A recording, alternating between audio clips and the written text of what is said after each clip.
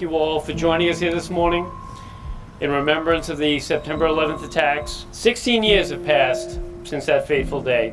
But 16 years represents nearly an entire generation of Americans. A generation that's seen more than its share of terror and far too many examples of man's seemingly endless capacity to inflict inhumanity upon our fellow man. It brought a new understanding of the threat to our very survival. 9/11 was a wake-up call for civilization. Let us be mindful of Santayana's famous warning that those who do not learn from history are condemned to repeat it. Unbearable hardship gave us a kind of kinship we hardly ever experience except in times of severe crisis. It helps to think that those 56 North Hempstead souls lost that day still live in the hearts of family members and neighbors and co-workers here today. While I know that all of us gathered here today will never forget what happened 16 years ago, we need to think about those born after 2001. Many of those children are now teenagers, and we have an obligation to assure that they also know the names of those that were taken from us. So many names, there is barely room on the walls of the heart.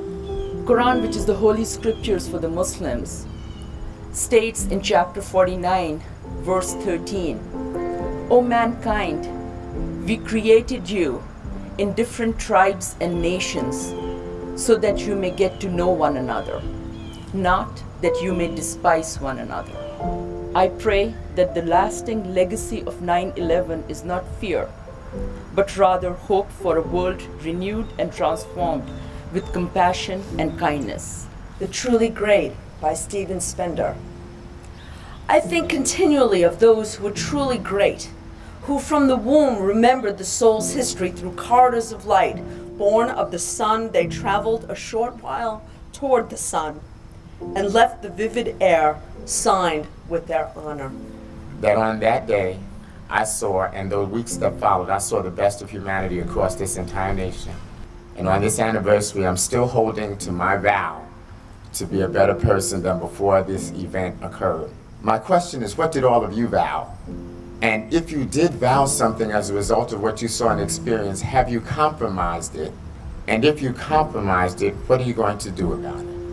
16 years ago, I was a nurse at the bedside around the corner at Manhasset. I can tell you that when I walked back into the hospital, it was a completely and totally different atmosphere. It was an air of collaboration that had a solemnity behind it.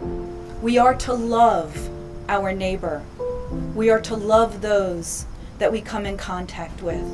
We remember our sacred writings call forth freedom of religious belief and practice, that the spirit and will for peace will overcome evil with good. Use us to build freedom towers globally and multinational bridges of respect. Peace on earth.